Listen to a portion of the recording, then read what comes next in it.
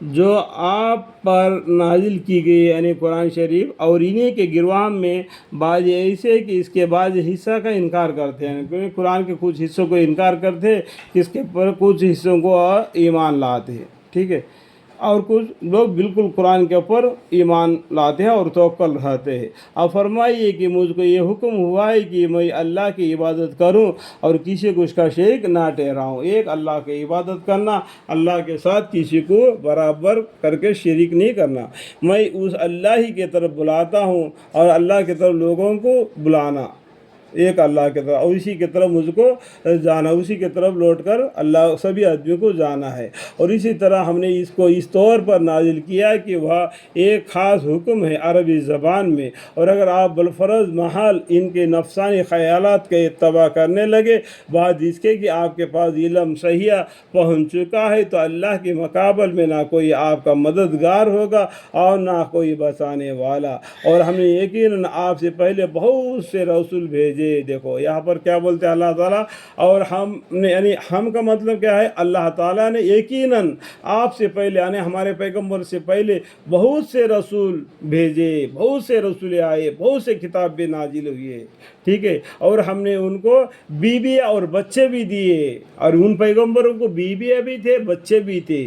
پیغمبر کو سمجھ لینا چاہیے، پیغمبر کو بیویاں بھی تھے، بچے بھی تھے۔ اسی طریقے سے ہمارے محمد مصطفیٰ صلی اللہ علیہ وسلم کو بیویاں بھی ہے، بچے بھی ہے، لیکن اللہ کو بیوی نہیں اور نہ بچے ہیں، اللہ اکیلا ہے، سمجھ لینا چاہیے، ٹھیک ہے۔ اور ہم نے یقیناً آپ سے پہلے بہت سے رسول بھیجے اور ہم نے ان کو بیویاں اور بچے بھی دیے، اور کسی پیغمبر کے اختیار میں یہ امر نہیں کہ ایک آیت بھی بدن خدا کے حکم کے لا سکے۔ اتنے پیغمبر آ گئے لیکن اللہ کے حکم کے بغیر کوئی ایک آیت بھی نہیں لا سکتے، یہ معجزات بھی نہیں دکھا سکتے۔ سب کچھ کرنے والی ذات کون ہے؟ اللہ تعالیٰ ہے۔ ہر زمانے کے مناسب خاص احکام ہوتے ہیں، اس زمانے کے مناسب سے جو ان کو علم دینا چاہتا تھا اللہ تعالیٰ اتنا علم ان کو دے دیا، ٹھیک ہے۔ خدا تعالیٰ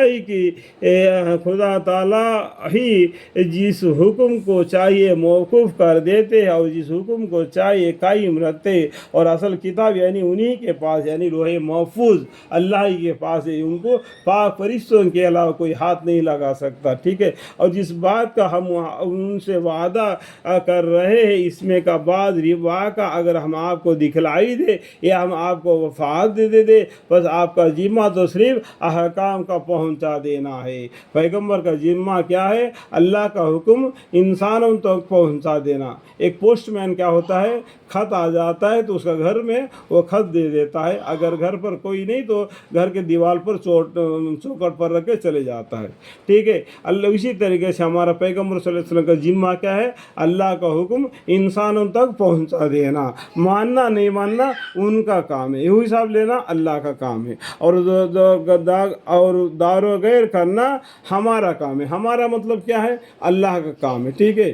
کیا وہ اس امر کو نہیں دیکھ رہے ہیں کہ ہم زمین کو ہر طرف سے برابر کم کرتے چلے آتے ہیں، اور اللہ جو چاہتا ہے حکم کرتا ہے، اس کے حکم کو کوئی ہٹانے والا نہیں، اور وہاں بڑی جلدی حساب لینے والا ہے۔ اللہم اغفر لی، اللہم اغفر لی، اللہ حساب کتاب کے وقت ہمارے گناہوں کو خطاؤں کو پوشیدہ فرما، یعنی ان کو چھپا دے اور ہماری نیکیوں کو بڑھا دے، اور ہم پر رحم فرما، اور ہماری نیکی کا پلہ بھاری فرما کر ہمیں آپ کی امت میں محمد مصطفیٰ صلی اللہ علیہ وسلم کے صدقے تحفے میں مجھے، میری بیوی، میرے بچے، میرے پورے خاندان وسیلہ تا قیامت نسل بہ نسل ان سب کے طرف سے میں معافی مانگتا ہوں اور علم کی درخواست کرتا ہوں۔ ان سب کو قرآن کریم کا علم عطا فرما اور معنی پڑھنے کا بھی علم عطا فرما۔ یا اللہ مالی ان بچوں کو دین اسلام کا راہ بتلا دے، ان کو قرآن پڑھنے کا تعلیم دے، اور ان کو قرآن کے ساتھ معنی بھی پڑھنے کا تعلیم دے. یہ نماز پڑھنے والے, پڑھانے والے, اللہ کے طرف لوگوں کو بلانے والے, اذان دینے والے, مسجدوں کو آباد کرنے والے بنا دے مالک. محض آپ کے فضل و کرم سے یا اللہ میری دعا کو محمد مصطفیٰ صلی اللہ علیہ وسلم کے صدقے طوفل سے, قرآن شریف کے برکت سے قبول اور منظور فرما دو مالک, آمین. اور ان سے پہلے جو کافر لوگ ہو چکے ہیں انہوں نے تدبیریں کی, سو اصل تدبیریں خدا ہی کے پاس ہے. جو انسان تدبیر کرتا ہے وہ کچھ بھی نہیں, جو اللہ تدبیر کرتا ہے وہ ہو جاتا ہے, اس کو سب خبر رہتی ہے. جو شخص جو کچھ بھی کرتا ہے, سورہ محمد میں بھی لکھا ہوا ہے اللہ تعالیٰ انسان کا چلنا پھرنا رہنا سہنا تک کا خبر رکھتا ہے. کیا آپ لوگ قرآن میں غور نہیں کرتے؟ کیا تمہارے دلوں کو جنگ لگ گیا ہے؟ تو ہمارا دل کو جنگ لگ گیا تو اس کو دور کرنے کے لیے ہمیں قرآن کریم کو پڑھنا چاہیے, تو ہمارے دلوں کی جنگ نکل جاتا ہے. اللہ کا ذکر کرنا چاہیے, اللہ کا ذکر کرنے سے دلوں کو اطمینان پہنچتا ہے. ٹھیک ہے. اور ان کفار کو بھی معلوم ہو جاتا ہے کہ اس عالم میں نیک انجام, اس عالم میں ایک دنیا کے بعد میں جو آنے والی عالم میں نیک انجام کسی کے حصے میں ہے. یہ دنیا میں تو اتراتے ہیں, اس عالم میں جو مرنے کے بعد جی اٹھتا ہے اس ٹائم پر کسی کی نیکی انجام کسی کا حصے میں ہے. اور یہ کافی لوگ یوں کہہ رہے ہیں کہ نوز باللہ آپ پیغمبر نہیں, تو یہ پیغمبر کو بھی بولتے ہیں کہ جھٹلاتے ہیں, آپ پیغمبر نہیں بول کے اللہم اغفر لی. آپ فرما دیجیے کہ میرے اور تمہارے درمیان میرے نبوت پر اللہ تعالیٰ اور وہ شخص جس کے پاس کتاب آسمان کے علم ہے کافی گواہ ہے. جو باقی مذہب کی کتابیں ہیں, جو مذہب جو دنیا میں بنا لیے, جو کتاب انہوں نے بنا لیے, ان کے اندر بھی پیغمبر صلی اللہ علیہ وسلم کے پیغمبر ہونے کا ذکر ہے.